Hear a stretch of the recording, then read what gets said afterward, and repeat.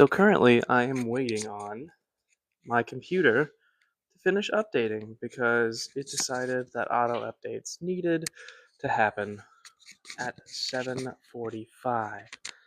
And now I'm waiting for about 7 minutes apparently until my computer's done updating. My show is on. You might be the only one user that has that kind of opinion.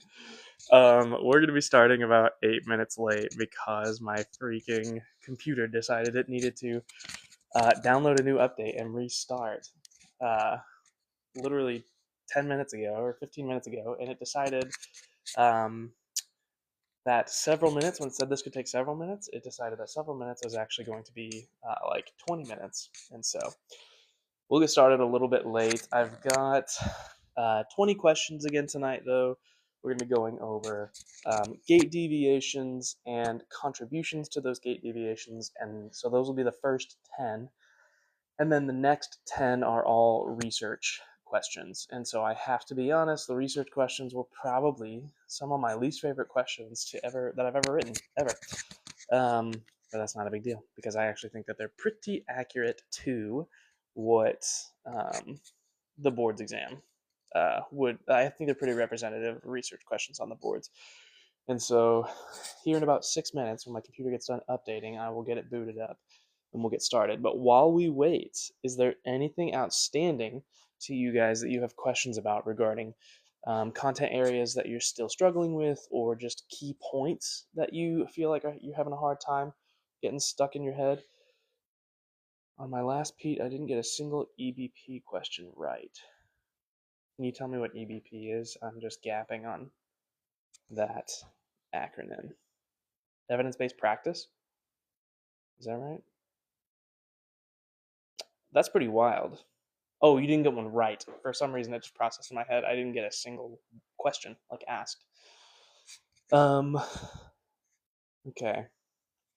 Can you give me an example of what the question stem was like, user? Just generally, you don't have to give me a specific Pete question. Last 2 weeks to really hammer home the big three.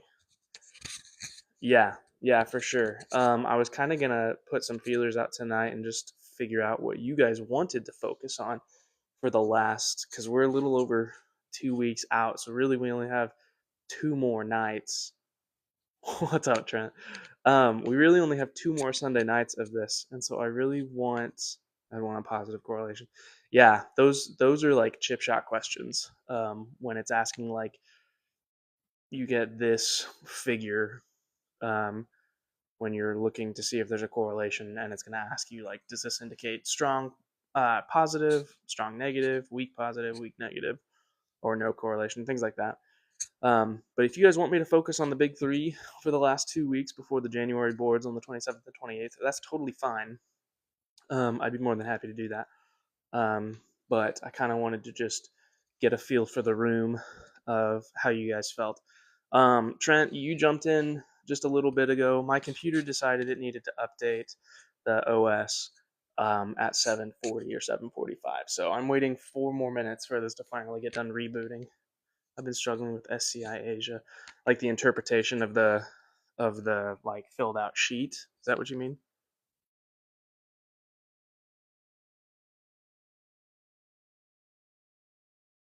I can also set up these to be. I mean, if you think practice questions are the most effective way to study that stuff, I mean, we can just keep doing practice questions, and I can try to pull some sample Asia charts to see if we get a good. Yeah, yeah, for sure. Oh, so it's in paragraph form. It's not. They're not giving you a PDF of the Asia scoring sheet. That's kind of blows, dude.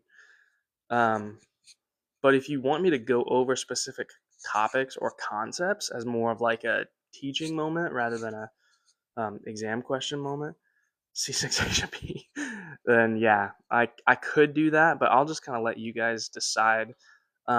I'm more than happy to do it either way.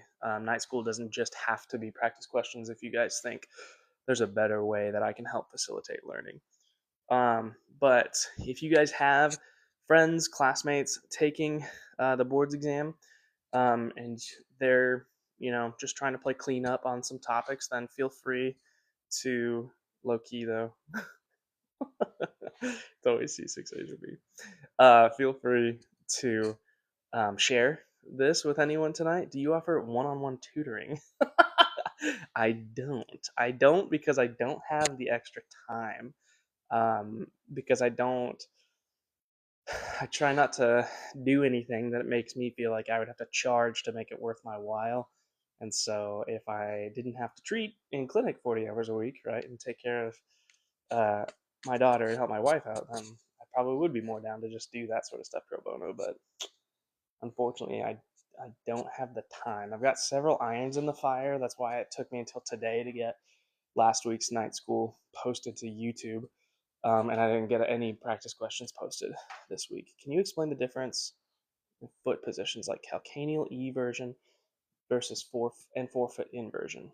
Sure. I don't know. I'm trying to think of how. Okay, let me try. So this is my shoe, right? Let me clip this to my shirt.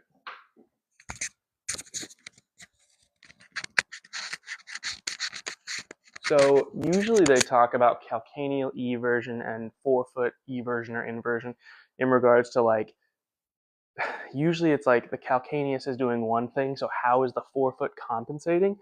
And you should be a tutor for one of the test prep companies. I would love to do that, man. If they would make me an offer. I had one test prep company contact me a while back. I'll talk more about that later. Sorry, Alexandria, I get distracted. So this, let's see, this is my left shoe. So I'm trying to see how, so calcaneal. So this would be calcaneal eversion, right? So as it's going laterally. And so really it's asking, like most of the time it's asking like, if the calcaneus is everting, then the forefoot has to invert or pronate in order to keep your foot flat. Otherwise, you're just walking on the lateral edge of your foot. So when the calcaneus everts, your forefoot has to invert, and different wedges put in foot to correct. Have you had practice questions about wedging? Let me say it this way. If I have calcaneal eversion, so the whole foot would be everted unless my forefoot pronated. Yeah, dang. Okay, unless the forefoot pronated, and that's what's going to keep my foot flat, right? So if I want to decrease the forefoot pronation that has to happen as a compensatory strategy, then I would put a lateral wedge to keep my calcaneus from being able to evert. Does that make sense? Yeah. So forefoot is compensating for calcaneal eversion. And so if you want to prevent that compensation that's happening there, you've got to provide support that's going to prevent them from being able to evert their calcaneus. And so if you put a lateral wedge, that'll push them more into the entire foot being, no, that would be everted. Everting. I'm inverting. I'm such an idiot. I've been inverting this whole time and nobody said anything. Come on, guys, keep me on track. Okay, so calcaneus is everting, so the forefoot is put into like a ton of pronation. So the forefoot is going to end up, in order to not be on the inside of your foot, the forefoot has to invert, right? And so it puts your foot in like a super weird shape. So basically you want to, okay, so it's the opposite of what I just said. So if I'm everted, my calcaneus is everted, and I'm trying to prevent all this excessive supination of the forefoot, then I would basically put a medial wedge to push me out of that eversion and get me more inverted. Yep, computer's on.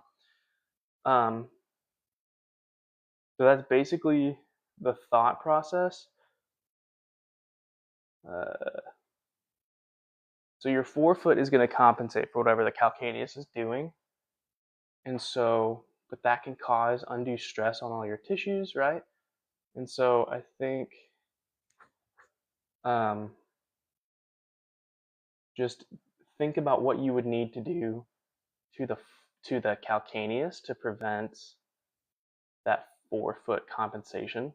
And so if the calcaneus is everted, you would want to put a medial wedge under the calcaneus so that way it takes it out of that eversion and keeps it solid. Okay. Okay. now I am in. Let me zoom in so you guys can actually see it.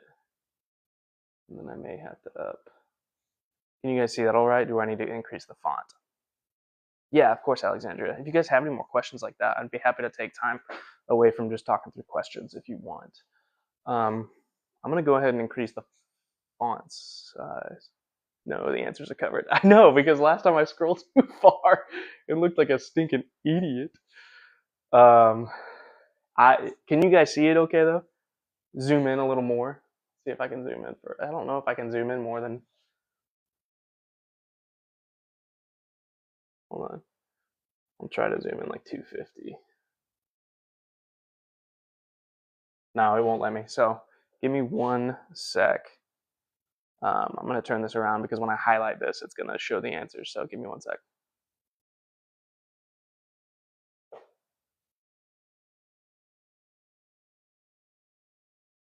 I am here. If you guys are joining, I'm here. I'm just trying to cover up the answers so none of you can see it while I get all this junk zoomed in. So, but tonight we are going over gait deviations and research questions. So the first 10 will be about gait deviations and compensations to those deviations. And okay, I'm turning it. And then the research questions are just what I think is pretty representative of what you'll get on the boards. And so, looks good. Okay, tell me now. Does that look better? That looks pretty clear on my end, but I just want to make sure you guys aren't having any problems. Okay. And like I said, if you guys want to, feel free to share this. I know we'll probably not have any of our PTA friends on this time because anyone that took the PTA boards in January is going to be, have just taken it, like last week. And so, okay. Let's just jump right in so I don't waste your guys' time. And then feel free to share this with your friends if you want to. If they're not able to make it tonight, but they still want to watch it, I will get this posted to YouTube at a different time. Okay, so let's read it. The patient demonstrates excessive ankle plantar flexion at initial contact during gait. Which muscle weakness is most likely contributing to this deviation? A. Gastrocnemius, B. Tib anterior, C. Peroneus longus, or D. Tibialis posterior. So you guys go ahead and answer. I'll give you guys some time. There's only 11 of us right now, so it shouldn't take us too long to get through it, but I say this every single week, guys. Don't be afraid. Even if you don't know the answer, don't be afraid to interact with the content by submitting a comment because at the very least, even if you get it wrong, be for the besties. Even if you guys get it wrong, getting it wrong is going to flag something in your brain that you'll remember. If you get a question similar to this in the future, then you will nail it. Okay. Let's go ahead and unhighlight this. You guys are right. The answer is B, tib anterior. So tib anterior controls plantar flexion at initial contact, right? So if you have weak tib anterior, you're probably dragging that from a less dorsiflex position and landing, realistically probably landing forefoot contact. If you have weak plantar flexors, dorsiflexors, then you're also not getting controlled plantar flexion to go from heel strike to foot flat.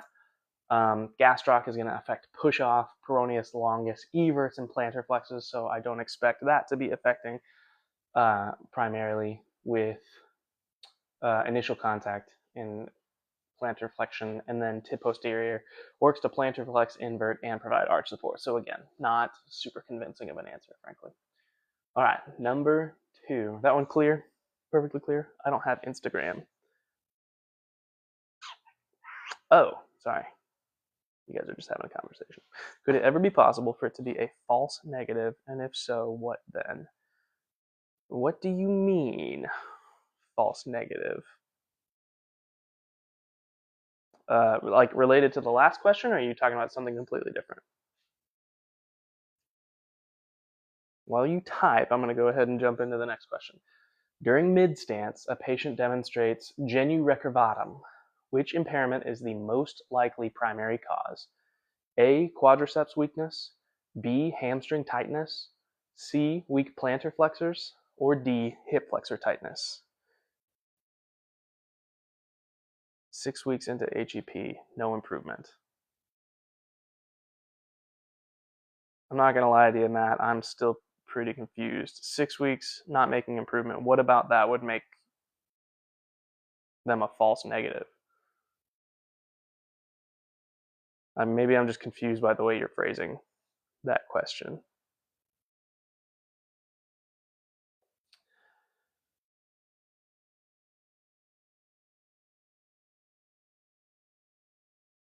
Correct, Emma. Yeah, so that's exactly why I phrased it this way instead of just saying knee hyperextension.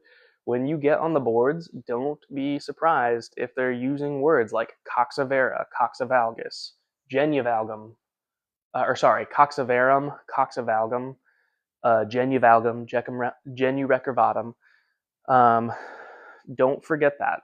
Genuvalgum just means knee valgus. Coxaverum just means hip varus. So, and then the ankle, to be honest, I don't ever remember them having a fancy word for the ankle. But genu recurvatum means like recurvatum just means like reverse, and then curve, reverse curve. So I get the coxa mixed up. Yeah. So coxavera, it's the same direction as the other way. So coxavera would be like more like adducted. You have more of a varus angle and less of a valgus angle. So the answer, you guys are absolutely right. Good job. Quadriceps weakness. So the quads eccentrically control knee flexion in stance. So weakness of quads leads to locking the knee into hyperextension. Okay. In general, there's really only 3 big things that are going to cause genu recurvatum during mid stance. It's either going to be, well, generally, but I shouldn't say this all of the time. So quadricep weakness, because if my quads aren't strong enough to keep my knee from buckling, then I'm just going to jam it back into hyperextension to keep it locked out. Spastic plantar flexors, right? So if I'm got spastic plantar flexors and I can't get dorsiflex as I come into mid stance, then I'm just going to pop back into knee hyperextension.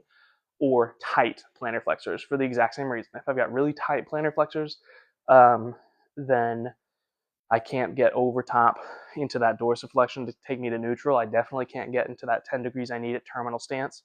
I said A as a main answer, but why not C? Because weak plantar flexors, because if it was tight plantar flexors or spastic plantar flexors, then this could be a good answer. And then there's not really a better answer between these two if this says tight or spastic. But if it's just weak plantar flexors, there's nothing to suggest that we can't get into dorsiflexion passively. And so, what about the pelvis? Do we need to know anything about that? When it comes to knee hyperextension, you mean? So let's talk about this real quick, because if you have hip flexor tightness, that means that you're staying in like a hip flex position. So you're probably like posteriorly pelvic tilted, right?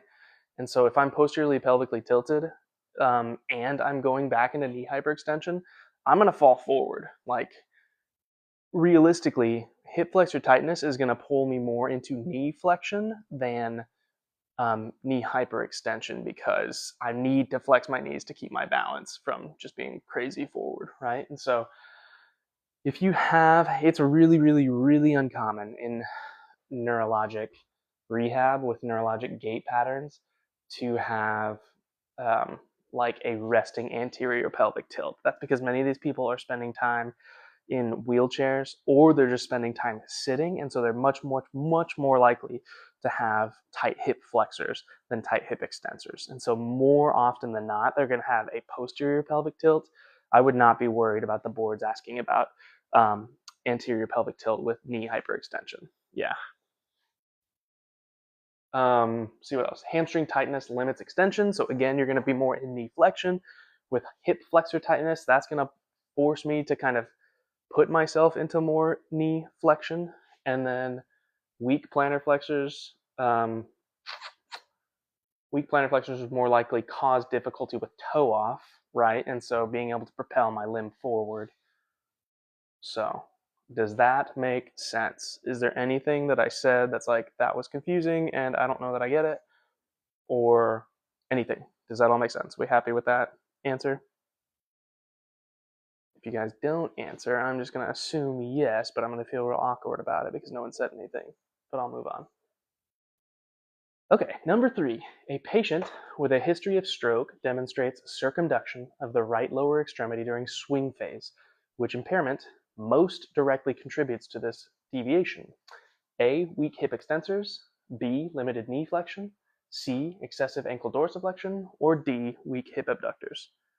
Thank you, Elena. I practice. Let's see. Emma's good with it. Okay, go ahead and submit your answer choices. I'll read it one more time. A patient with a history of stroke demonstrates circumduction of the right lower extremity during swing phase. Which impairment most directly contributes to this deviation? A. Weak hip extensors. B. Limited knee flexion. C. Excessive ankle dorsiflexion. Or D. Weak hip abductors. Let's see. Many of you answering. Good.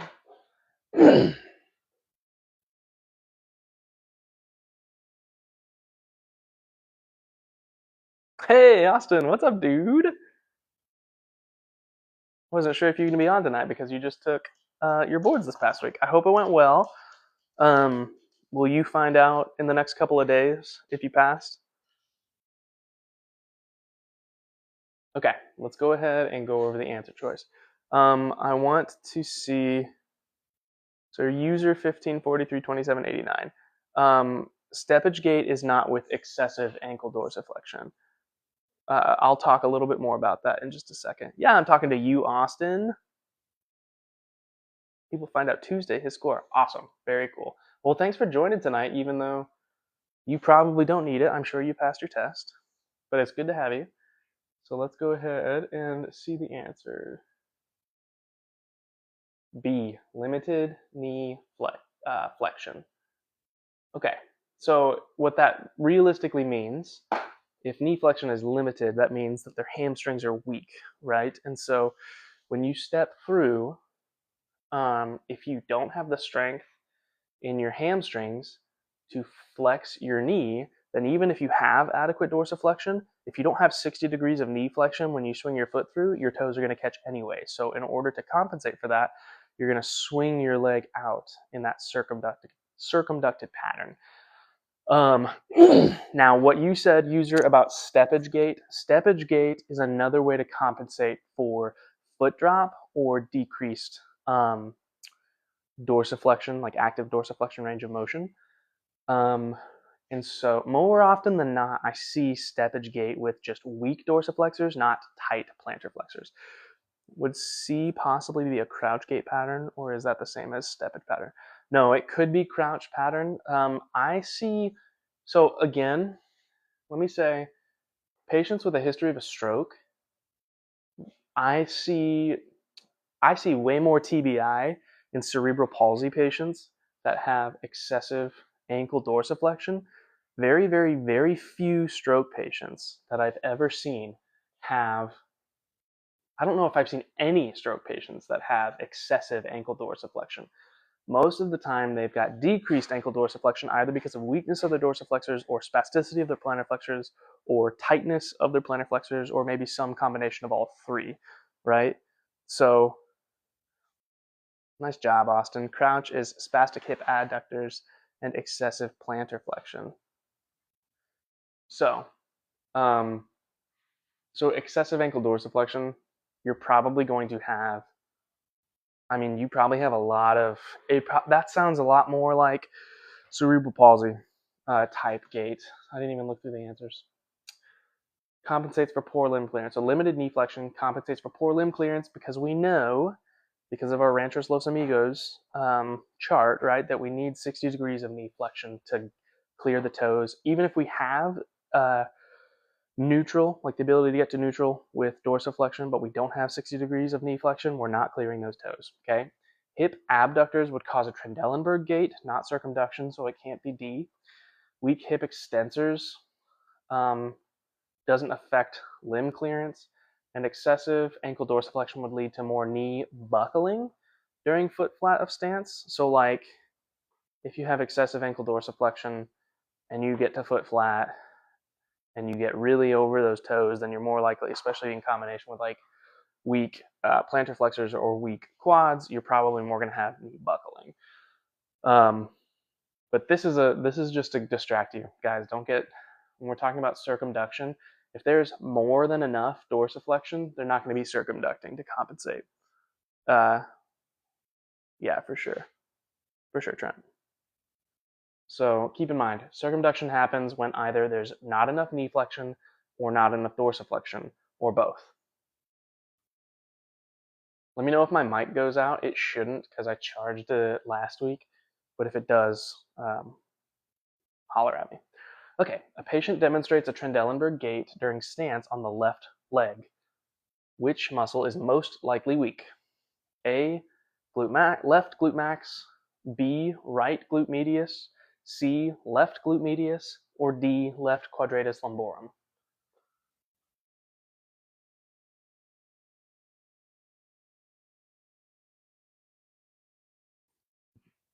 Hey, Northgate Nightmare and Labs. TikTok wants me to say hi to you because you joined again.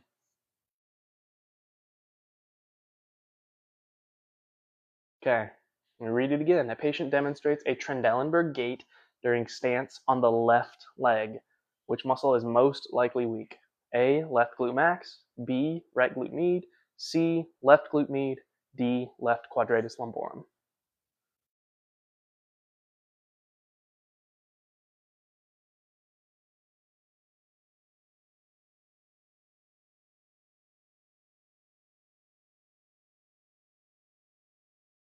Okay.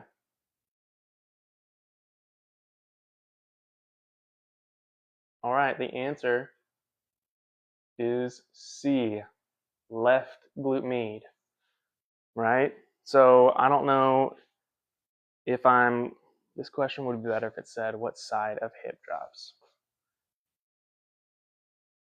Well,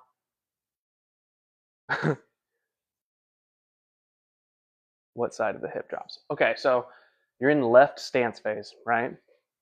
So let me try to point my camera down a little, see if I can get a good picture of my hips. Okay, so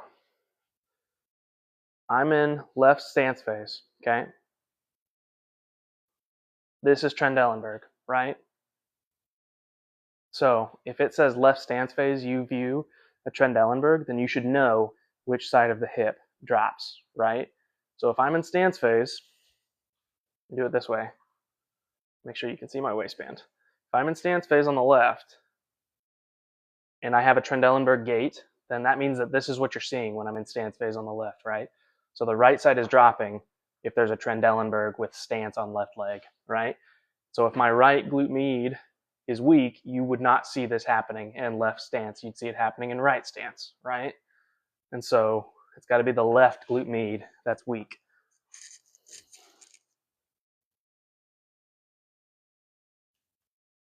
They're going to expect you, I mean, user, I get what you're saying. It would be easy. You guys would have enough more information to lead you to the correct answer. But if they say stance phase, Trendelenburg, then they expect you to know which side is weak. If they say left stance phase, you see Trendelenburg, then left stance would mean the hip drops down, like the right side of the hip drops down. And they'll expect you to know that. So Trendelenburg, stance side, hip abductor weakness. So the pelvis drops on the swing side. So just keep that in mind. Stance side, hip abductor weakness. So the pelvis drops on the swing side. This says stance on left leg. Pelvis is going to drop when they're on the left leg. It drops to the swing side. So it's got to be same side as the stance or opposite side of the swing. Okay.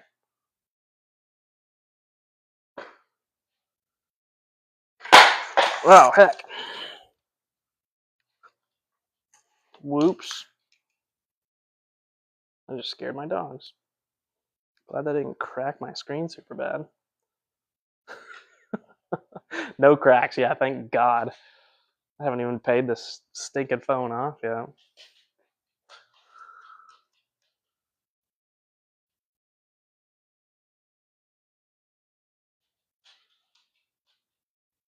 Let's see. If we were in swing phase, would it be opposite? Can you clarify what you mean, Emma?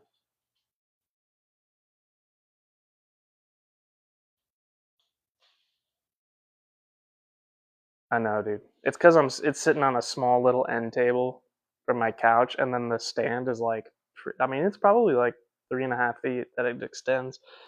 Yeah, Emma, if you would clarify though, what you mean if it was swing, would it be opposite? If we were in swing phase, would it be opposite? I think she's talking about trunk leaning. Oh, swing phase. What I mean in swing phase, would it be right glute tightness instead of weakness?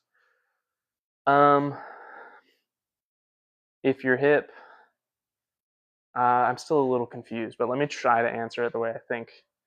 If I see, if you have right glute med tightness, then what you would see, the only thing I can think of that I would see is when you're in right stance phase, I would probably lean my trunk over like this because it's too tight. And I'd probably also see some like weird hip abduction happening when I swing the leg through.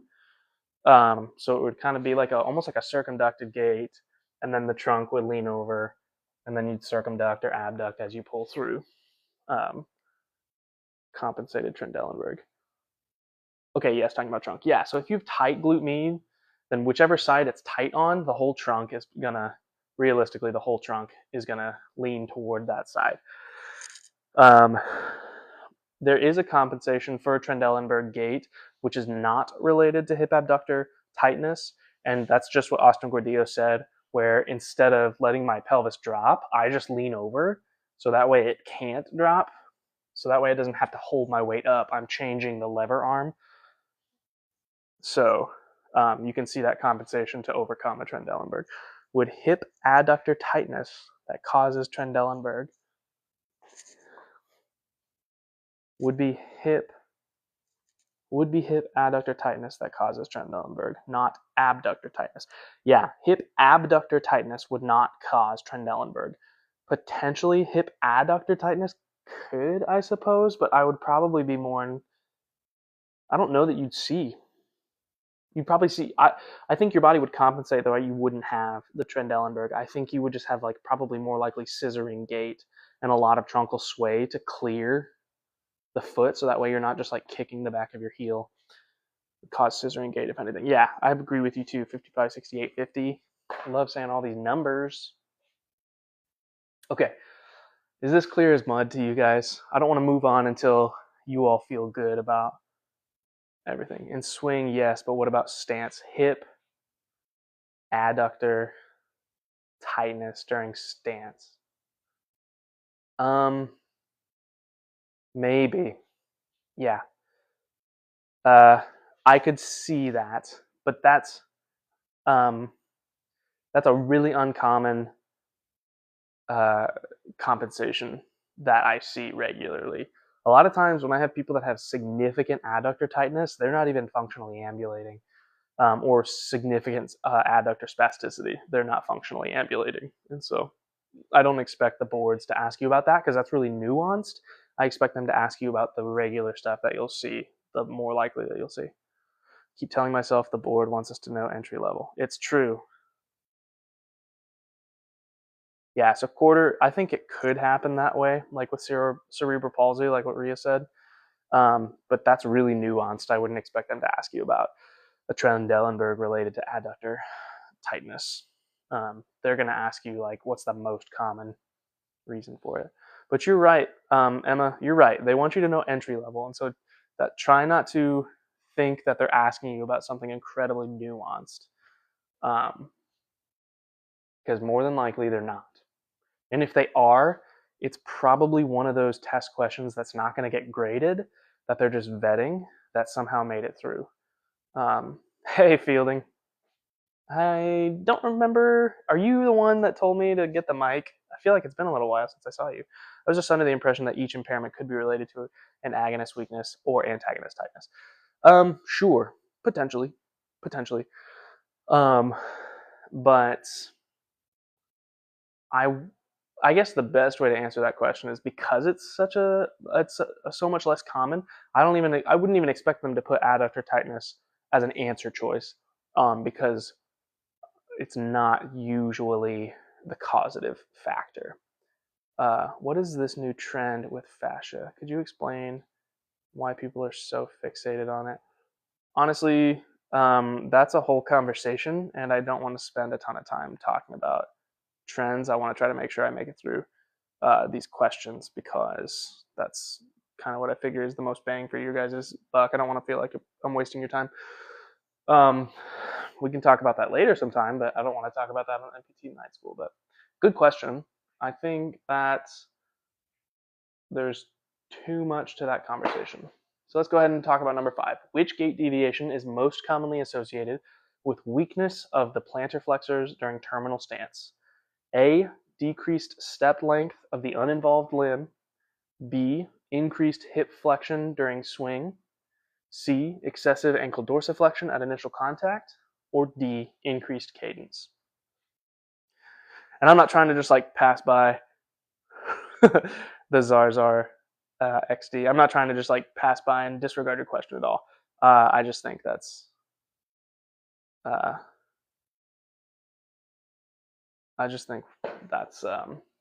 probably a topic for a different day. But yeah, and sorry, Emma, I agree with you. I think we should move on. Sorry, it's blurry. Here, is that better? Let me see if I can scroll up a little if that helps. Better? Let's read it one more time. Which gait deviation is most commonly associated with weakness of the plantar flexors during terminal stance? A. Decreased step length of the uninvolved limb. B. Increased hip flexion during swing. C. Excessive ankle dorsiflexion at initial contact. Or D. Increased cadence.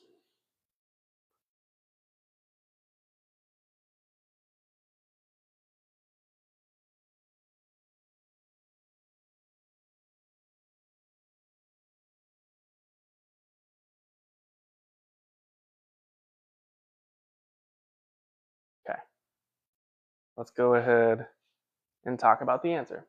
Okay. Oops.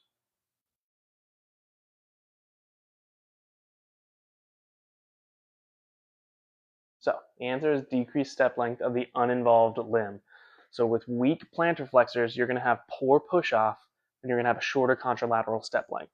So if you think about the whole point of toe off and the function of those plantar flexors is to really propel you forward to land on the opposite limb, right? So thanks, Emma. I really tried this week. I mean, I try every week, but I feel like you guys are really good at answering the stuff that's like the typical, and so I'm trying to get more creative with especially gait deviation. So the reason it's not B is because it's asking which is most commonly associated with weakness of the plantar flexors during terminal stance. So we're not at swing phase, right? You might see increased hip flexion during swing, but that's not going to be the deviation that's most commonly associated at terminal stance, right?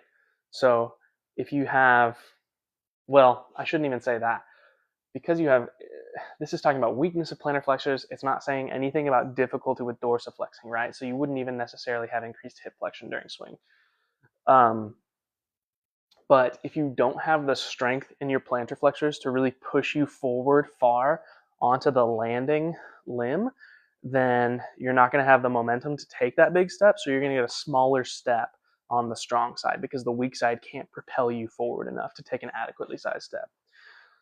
Excessive ankle dorsiflexion at initial contact. Again, this is asking about terminal stance. So if this is bringing up something else entirely, like a totally different phase of gait, then I wouldn't even. In my mind, I wouldn't put these two together because it's talking about two like. This is what the phase that it wants me to focus on, and then these are just distracting me by talking about a different phase of the gait cycle. And then increased cadence. I wouldn't expect that to be true because usually you have decreased cadence with weakness of any limb. You're not going to have increased cadence with weakness. So is that clear enough? Anyone have any questions? Let me look through because I was talking a lot. Anyone have any questions about something that was confusing or that didn't get explained well enough? Yes, thank you. Of course. Yeah, I mean, if I'm not explaining this well enough, though, please call me out because I want to make sure that that I'm actually doing my job to clear up the confusion when you didn't get it right, because it's a waste of your time if I'm doing a bad job. So criticize me. I can take it. I've always been told I'm very teachable. Okay, let's go on to number 6. A patient demonstrates vaulting during gait. Which impairment is most likely present? A. Limited knee extension on the stance limb. B. Limited knee flexion on the swing limb. C. Weak hip abductors on the stance limb. D. Excessive plantar flexion on the stance limb.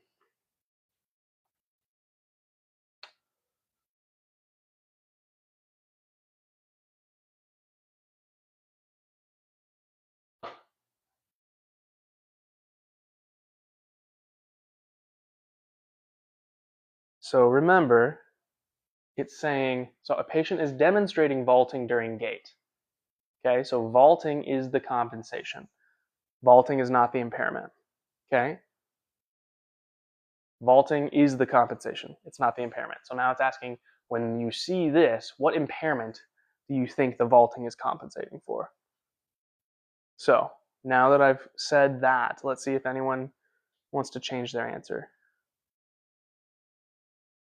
Yeah, vaulting is on the good side. You're right.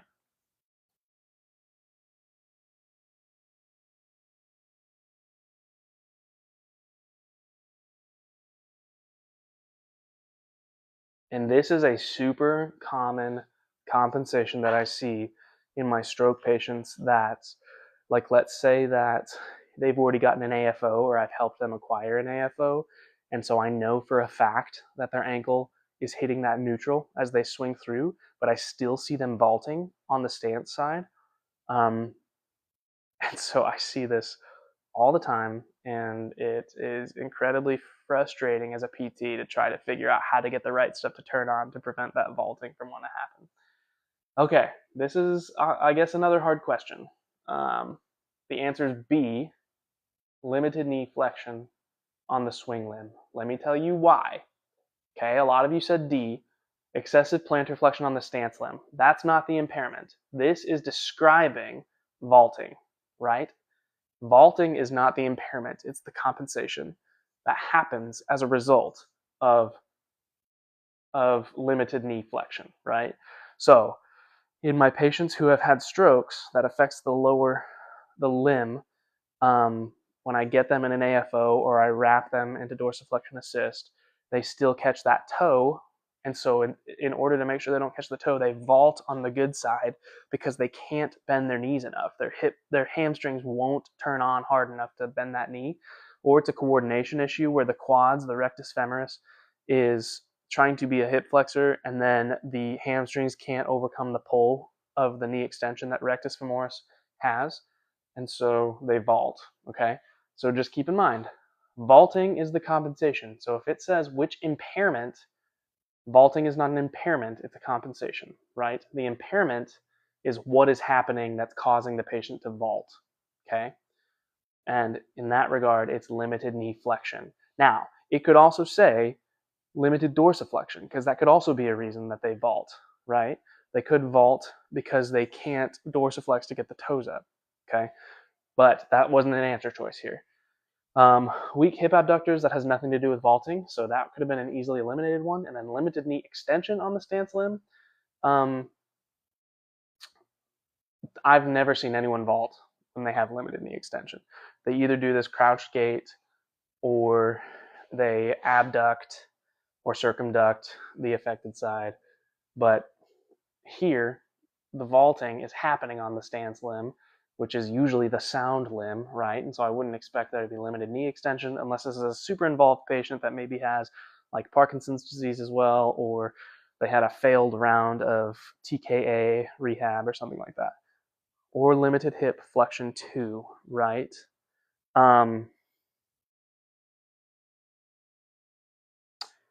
Like they vault because they've got limited hip flexion. Is that what you're saying?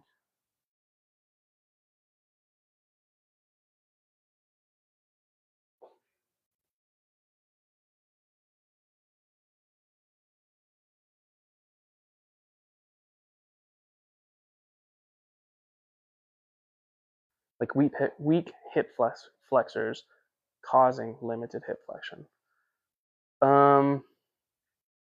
Causing them to vault. So what I normally see, that's a good question, Trent.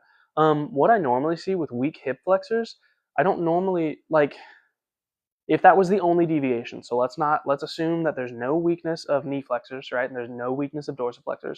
If I only have weak hip flexors, then I can still make sure that my toe clears. And what I'll probably do to get the adequate hip flexion is I'll extend at my, now you can't see what my leg is doing, so I'll try to make that where I see it. So if I can only flex to like neutral, then I'll extend my trunk so I can step, right, to get that hip flexion. So that's more likely what we would see if it was like primarily weakness. Yeah, they'll thrust into lumbar extension. Yeah. I still struggle with gait. You're doing fine, Emma. You hit it pretty hard. Joseph Mahoney, if you're telling me that you love me, that's so sweet. Thank you. I needed to hear that today. I do have a wife, so that is the extent of your love. We can be friends, but I am married. Okay, so Kahinda Aguda, you said, but excessive plantar flexion is inability to dorsiflex. Okay, you're right. But this, again, is talking about the stance limb. So vaulting happens on the stance limb. You're getting excessive plantar flexion during stance, which shouldn't happen, right? Except in foot flat.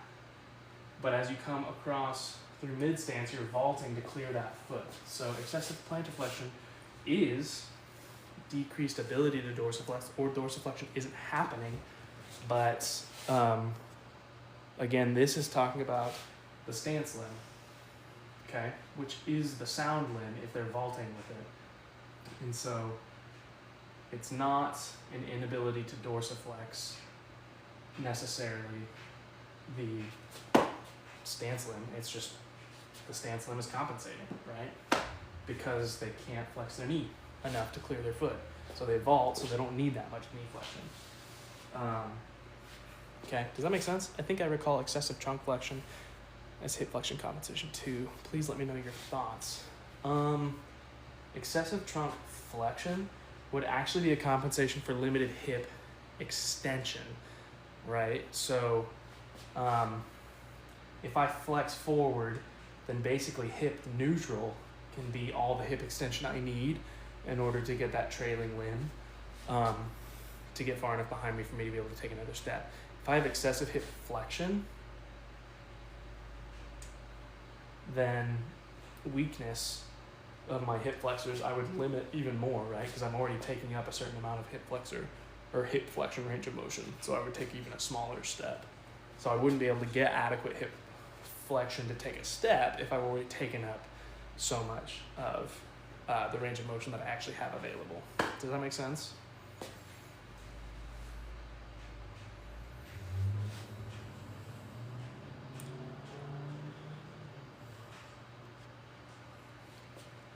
Is it same as excessive trunk lean?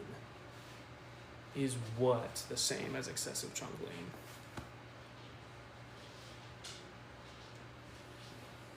Like to try to get my foot to advance more? Usually, excessive trunk flexion. So if I have excessive trunk flexion, I'm probably in more of this gunslinger posture. If one of my patients has excessive trunk flexion on the NPTE, I'm assuming they have Parkinson's, because that's the only diagnosis that is characterized as being excessively hip flexed or trunk flexed. So can this be a cause of long prosthetic? The vaulting, yeah, for sure. They may also get, they may also just circumduct instead of vaulting.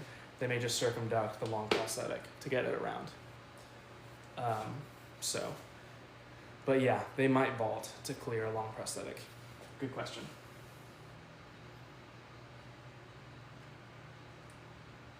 Oh man, I didn't even get through all the. That's super confusing for a sec. Okay. Limiting the extension on the swing limb would make limb clearance easier.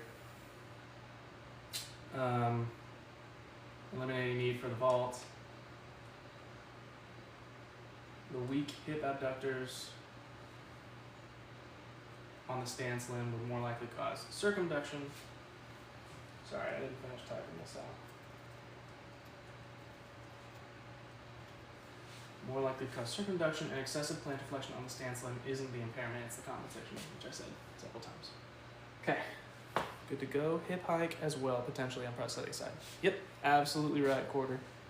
Man, you got this down. Are you a PT student or are you a practicing clinician? Because you know your ish when it comes to gait deviations and compensation. You're doing a lot of the explaining in the stuff. Okay, a patient with Parkinson's disease demonstrates a shuffling gait. Which gait characteristic is most expected?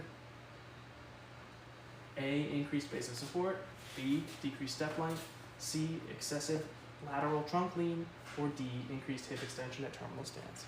I know, it's because I'm stupid, okay? I forgot that I hadn't read the question yet. But this should be the easy one. This should be super easy, in fact. Shuffling gait is going to be decreased step length.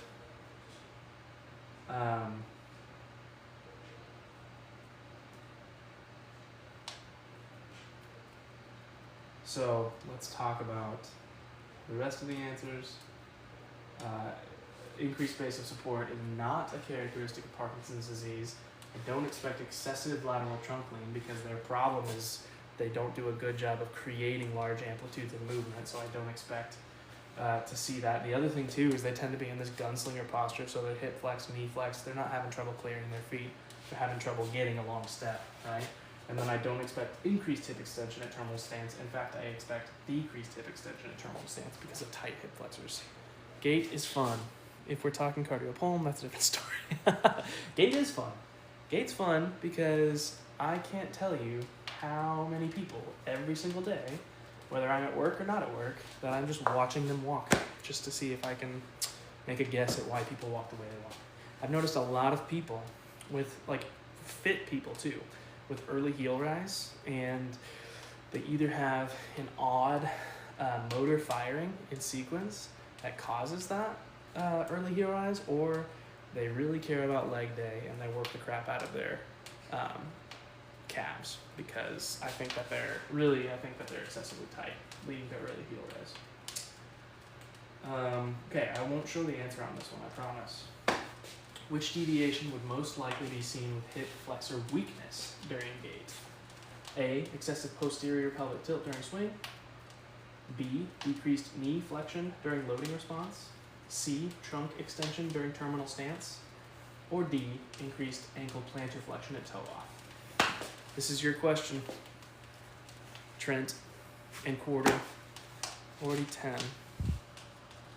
And we aren't halfway through. Got to speed it up like it's NPTE day. Okay, I'll quit talking so much. Sorry, user.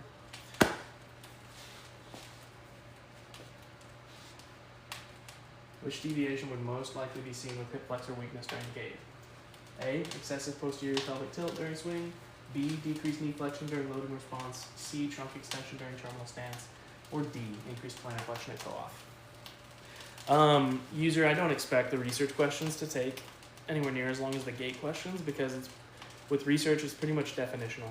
If you know it, you know it, and if you don't, you don't, and the explanations won't take me as long on the research questions. And thank you for the compliment, Emma. I'm trying to make sure that I'm explaining things well. because I don't want you guys to feel like you didn't get a thorough enough explanation to understand why something was the right answer or why something else was the wrong answer.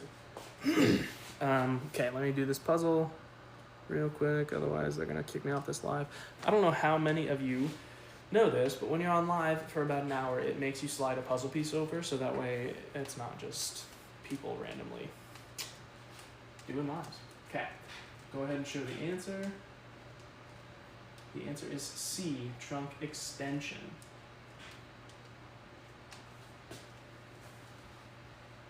So,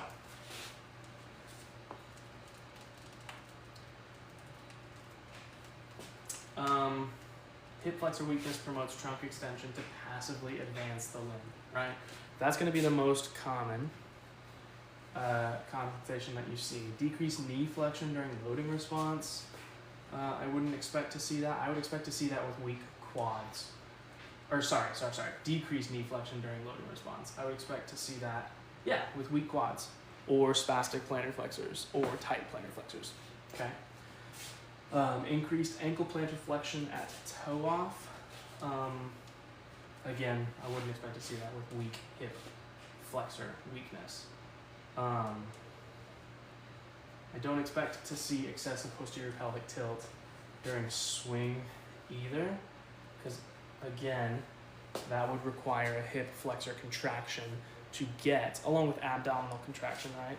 To get posterior pelvic tilt, or like a weird hamstring contraction to pull you into posterior pelvic tilt. But if you don't have strong enough hip flexors, they're not going to pull you into that posterior pelvic tilt to get you more forward. They would, if they were strong enough to do that, they would just pull your limb through instead of having the posterior pelvic tilt. Does that make sense to everyone? I'm trying to be a little bit more quick so that way I can be respectful of your guys' time. Is this Score Builders Giles questions? I'm a foreign PT. Where do you get these questions, Austin? So I write these ones for the most part. There have been times for my videos that I post throughout the week that have our practice questions that I use ChatGPT to come up with some for me if I'm like crunched for time or I want to make a quick video on like my lunch at work. I'll use ChatGPT.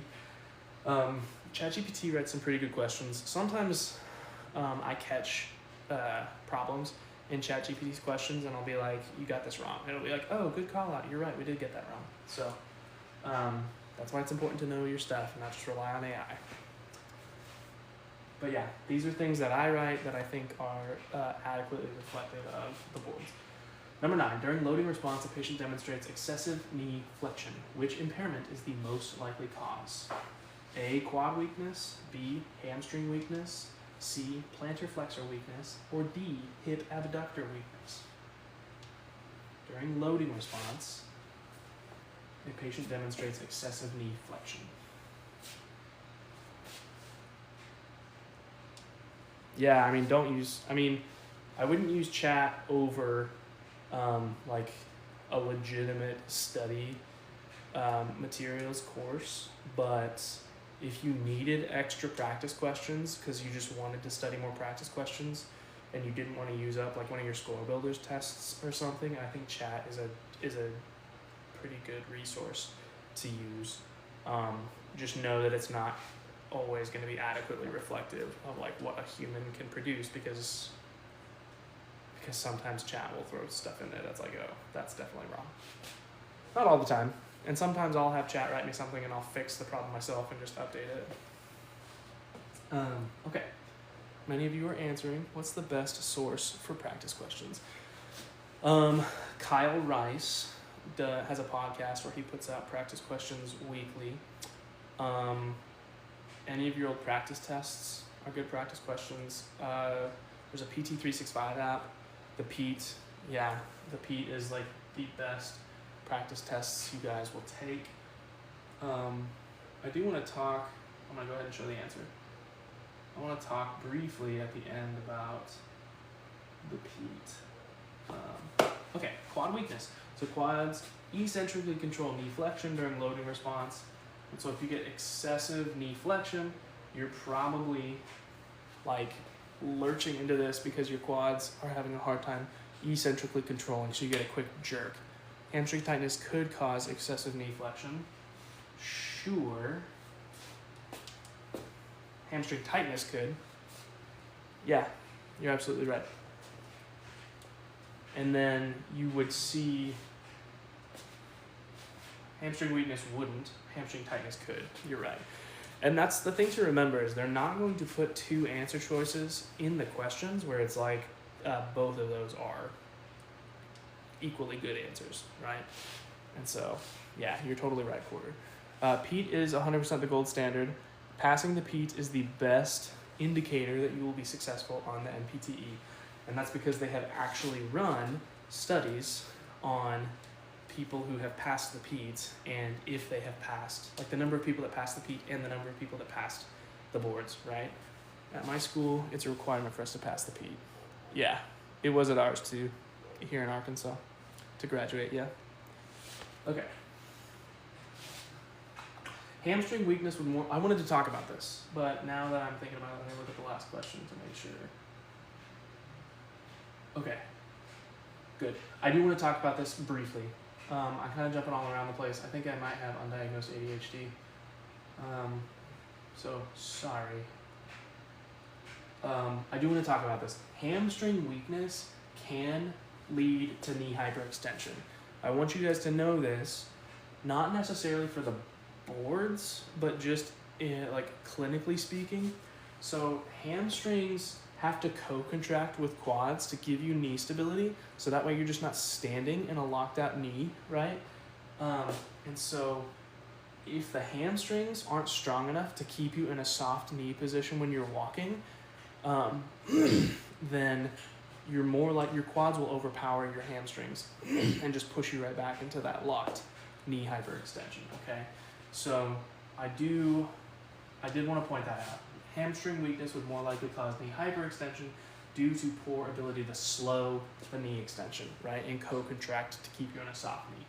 Plantar flexor weakness would lead to poor eccentric control of tibial advancement during mid and terminal stance, potentially causing knee flexion or buckling,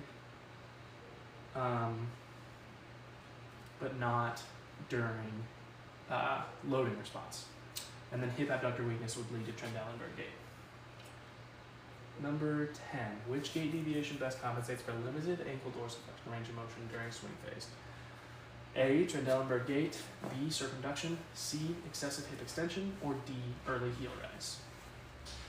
Which gait deviation best compensates for limited ankle dorsiflexion range of motion during swing phase?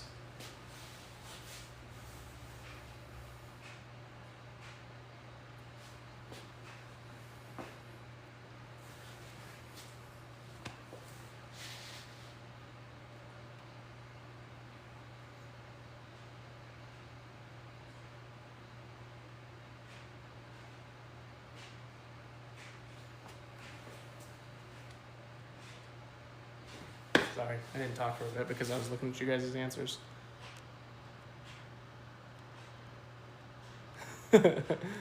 I got some of you, but I know what you're thinking. I like that you're thinking that way, but it just tricked you. Maybe I read it too fast. Which gait deviation best compensates for limited ankle dorsiflexion range of motion during swing phase? Okay, let's go ahead and go over the answer. B, circumduction.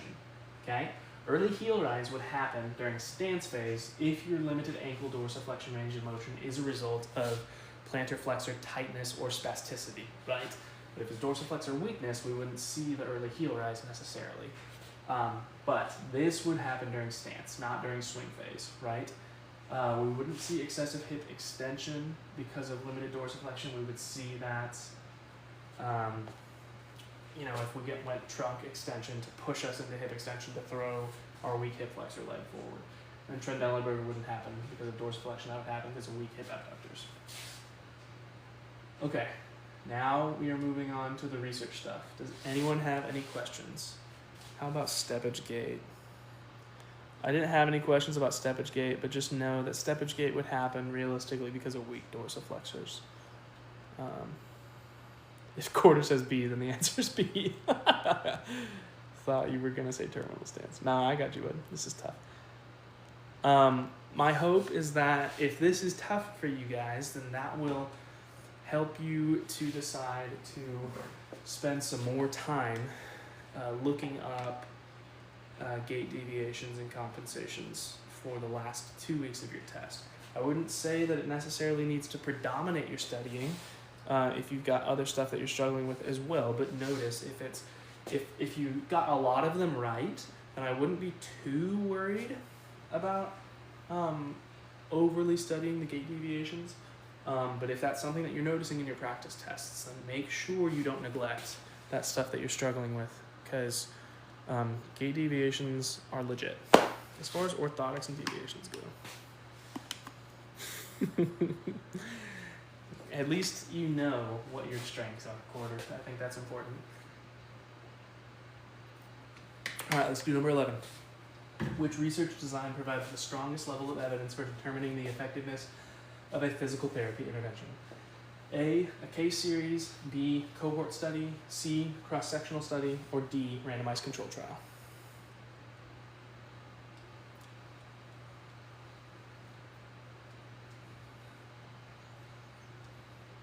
This is a super common question. In terms of research design for a research study, randomized controlled trial is going to be the gold standard. Now, that's because I use the phrase gold standard because we're talking about the research design, okay, for that study. Now, there is stronger in the pyramid of strongest level of evidence, there is stronger stuff. What would those be? I'm going to let you guys answer that. What would be stronger than an RCT in terms of like most reliable level of evidence? Yep, meta-analysis and systematic reviews. Very good. Okay, number 12. A study reports a p-value of 0.03. Which statement best interprets this result? A, there is a 3% chance the results occurred due to random error. B, the null hypothesis should be rejected. C, the results are clinically significant. Or D, the study has high internal validity.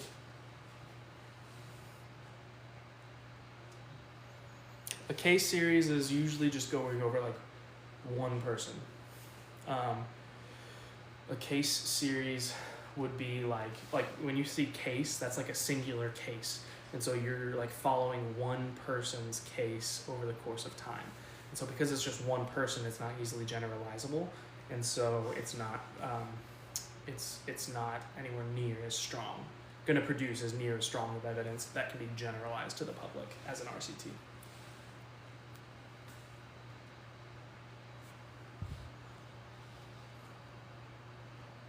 Okay, I threw some tricky language in here on purpose because it's important that you read and understand what the answer choices are, okay? So the answer is B. The null hypothesis should be rejected. You are right, Rhea, that P of less than 0.05 is significant, but it's statistically significant. Just because something is statistically significant does not mean it is clinically significant, right? And so I threw that in there as a way of just getting you guys to make sure you're reading the answer choices clearly.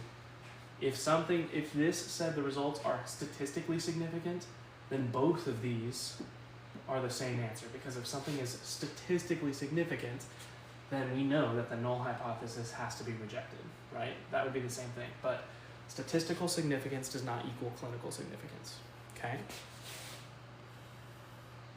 My brain reads what it wants sometimes. I know, and that's the tricky part about the boards, is that especially once we hit that fatigue and we're just like, good Lord, I want to be done with this test, sometimes our brain is like, we're just going to speed it up.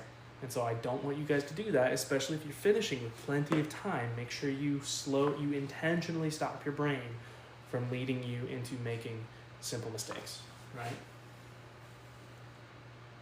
Okay, number 13. Which threat to internal validity occurs when participants drop out of a study at different rates between groups? A, attrition, B, maturation, C, instrumentation, or D, testing effect? Which threat to internal validity occurs when participants drop out of a study at different rates between groups? A, attrition, B, maturation, C, instrumentation, or D, testing effect?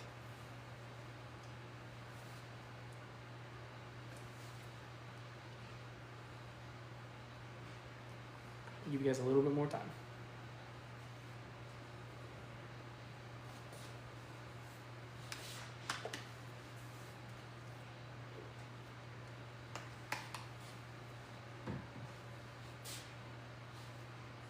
Okay. Gentry and Quarter say A, then it's A. User. Oh my gosh. Okay. It's attrition. Attrition is defined as differential dropout between groups, right? So it threatens internal validity. Maturation is when natural time-related changes occur, like aging, learning, or fatigue, that can influence outcomes. Oops. I put my brain on repeat there, apparently. So maturation is when time-related changes occur that can affect outcomes. Testing effect is just the finding that retrieving information from memory significantly strengthens long-term retention of that information. So it has nothing to do with internal validity. And then instrumentation is the process of developing, selecting, and using specific tools to gather data, not anything to do with internal validity. So with these kinds of research questions, it's just going to be, do you know the definition? So, number 14, a study's participants are aware of which intervention they are receiving, and this awareness influences their performance. This is best described as A, observer bias, B, recall bias, C, performance bias, or D, selection bias. This one is pretty easy. User, you're going to have to carry this section. This one, I'll give you guys some time. But there should be a pretty key word in the stem that leads you guys to an answer.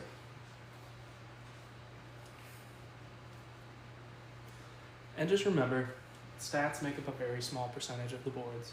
If you guys could do terrible in the stats section, and if your big three and your other systems are solid, then you can still pass even if you don't do well on stats. Okay. I don't know what happened to my font here, but the answer is C. Let's see what color my other font is. Weird. Okay, so performance bias is when a participant's behavior changes due to knowledge of group assignment. Observer bias is when a researcher's unconscious expectations, beliefs, or preconceptions influence what they observe, record, or interpret in a study, leading to systematic errors that favor a specific outcome rather than objective facts. Recall bias is a type of systematic error in research where there are significant differences in the accuracy or completeness of participants' recollections of past events or experiences. And selection bias is a form of bias that occurs when the process of selecting participants or data for a study or analysis leads to a sample that is not representative of the larger population.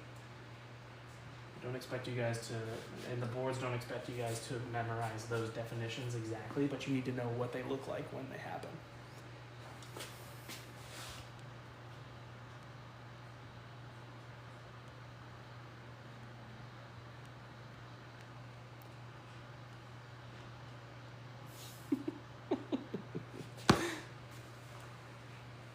Trying to meet tomorrow, folks, for active recall. Good idea.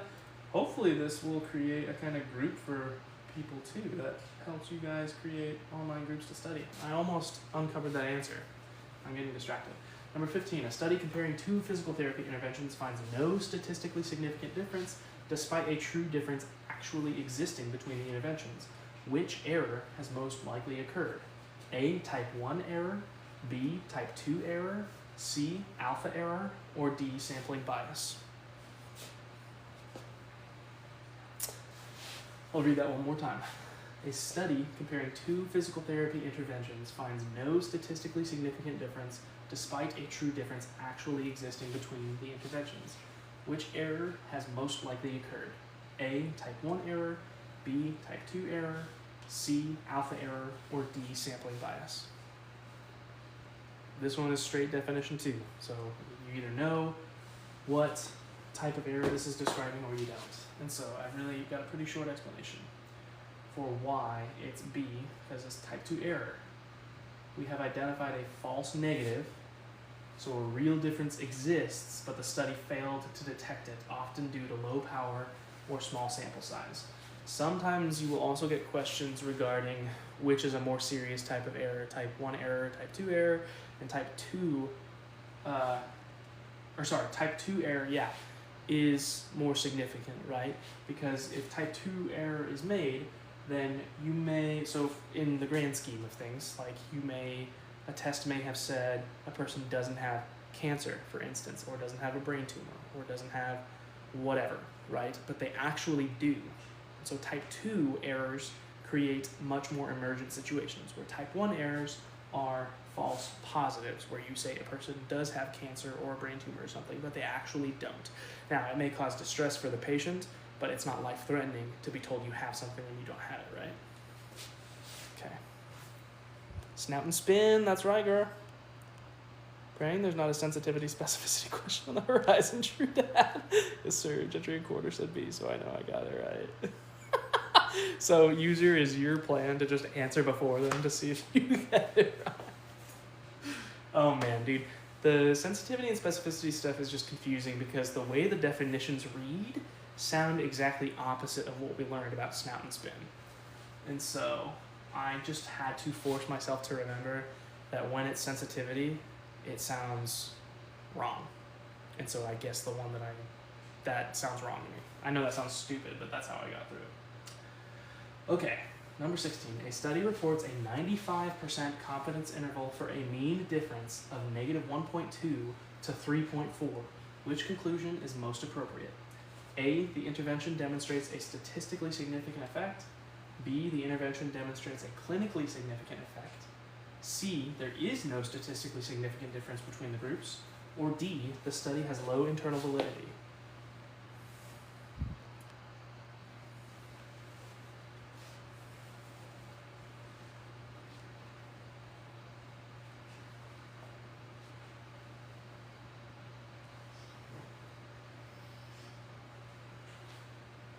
This one's a tough one. This one's a tough question.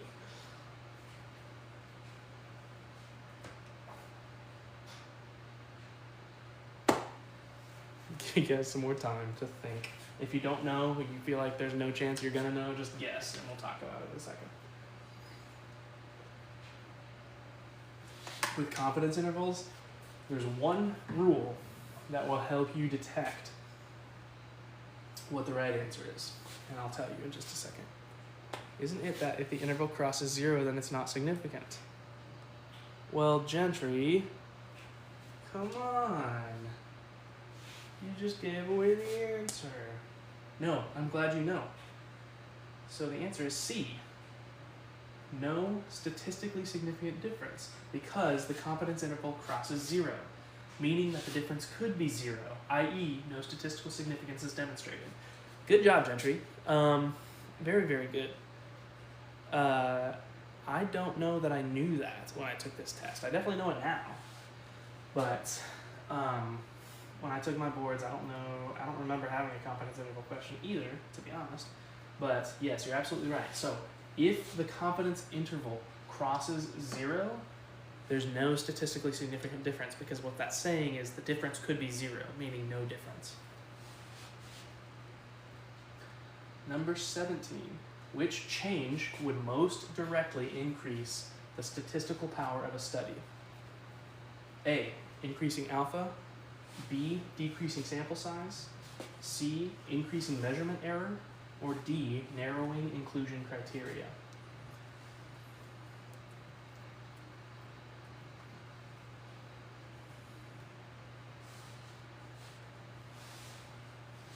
Read that one more time.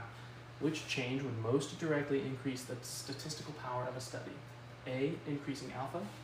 B, decreasing sample size. C, increasing measurement error. Or D, narrowing inclusion criteria. Gotta see what the goats say. You guys are funny. Okay, let's go over it. D, I read it backwards.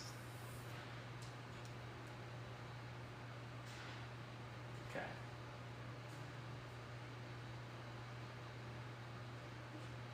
The answer is increasing alpha. So alpha is the stat that's measuring power.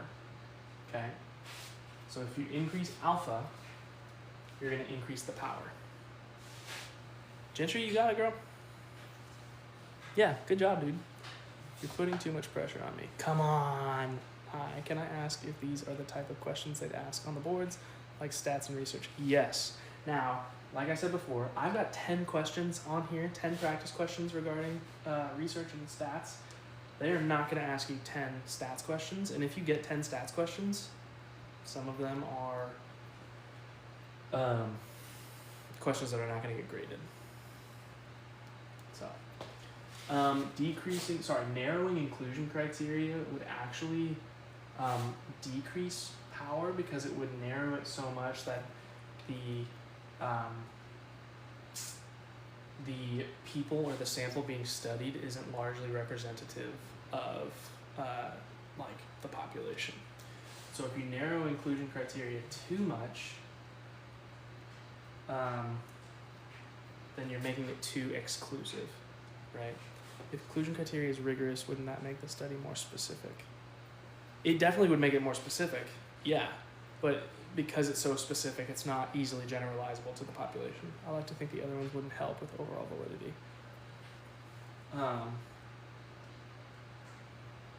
So one way that you can increase alpha, in case you guys are wondering, this, you may not care about this at all, but ways to actually increase alpha would be like increasing your confidence interval, because you want to increase the power. So if you increase the confidence interval from 95% to, well, it's decreasing, but it's giving a wider range to 90%, so 10% is possible, then that can actually increase your power. But it also allows for a lot of confounding variables. So there's a trade-off. Increasing alpha gives it a higher likelihood that you're going to have a type 1 error, just so you know. Number 18, we've got 3 questions left, and then I'll take a couple questions from you guys. Number 18, a physical therapist measures knee range of motion using a goniometer on 2 separate occasions and obtains nearly identical values. This best reflects A, validity, B, internal consistency, C, test-retest reliability, or D, inter-rater reliability.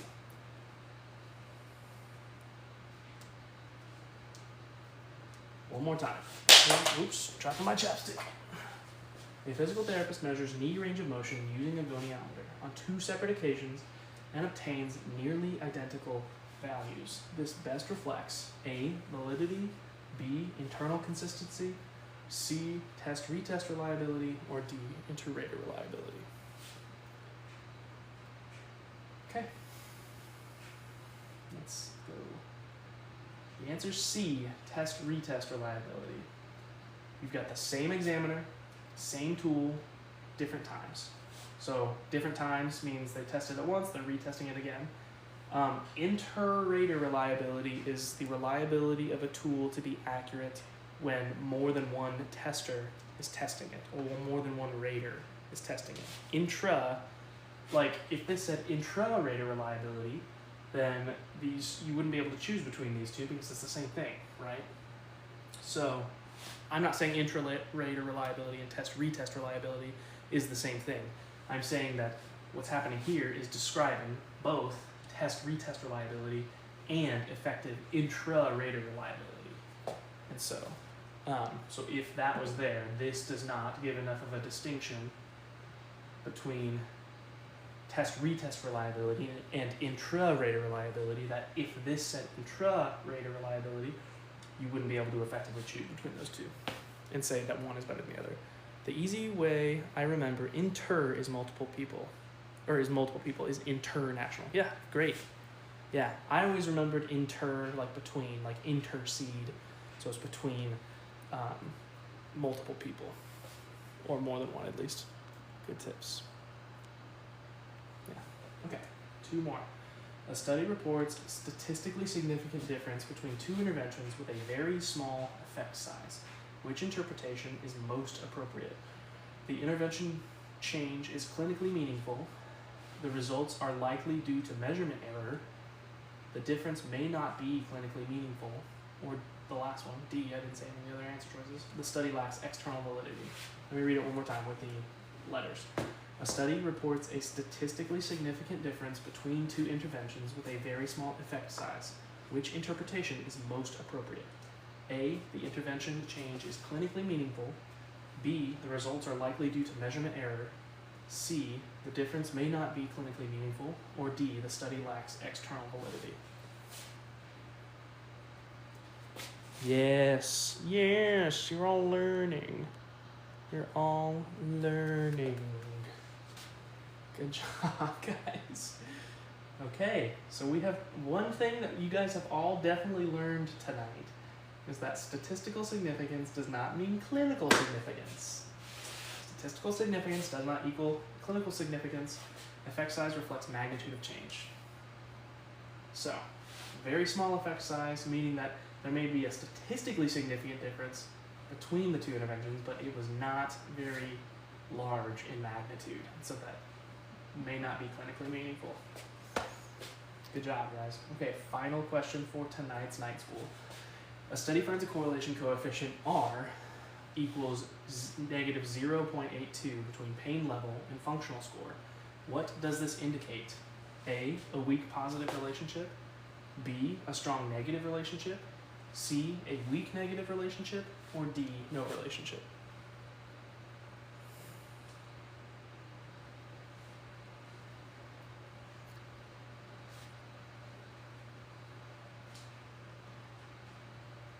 Lots of variability between my answer choices here with you guys.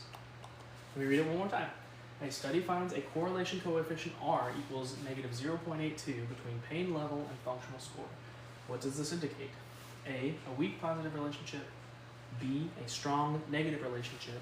C, a weak negative relationship. Or D, no relationship. Let's go ahead and go for it.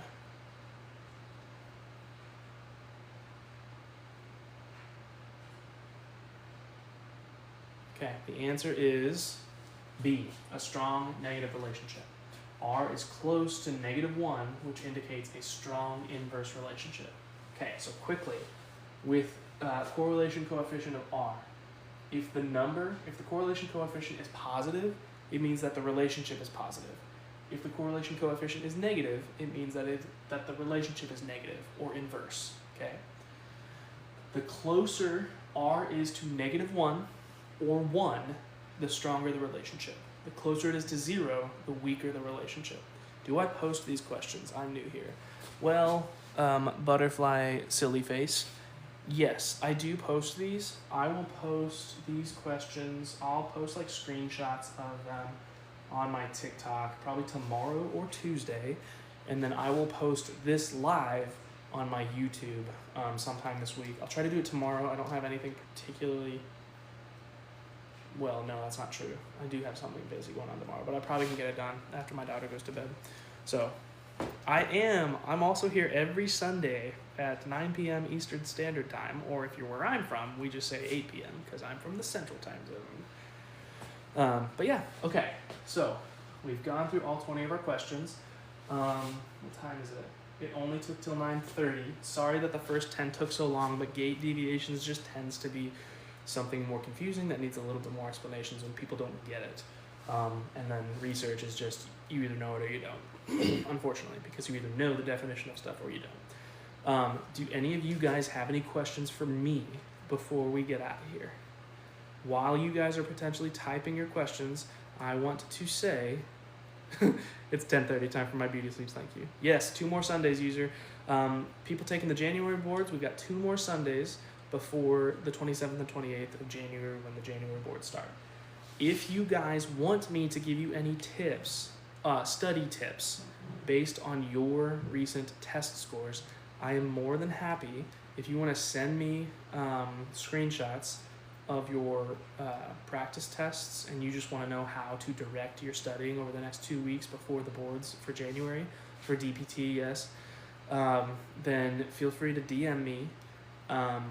Once I accept your direct message, then you can send me screenshots of your test results, and I can go over with you either via email or via that text thread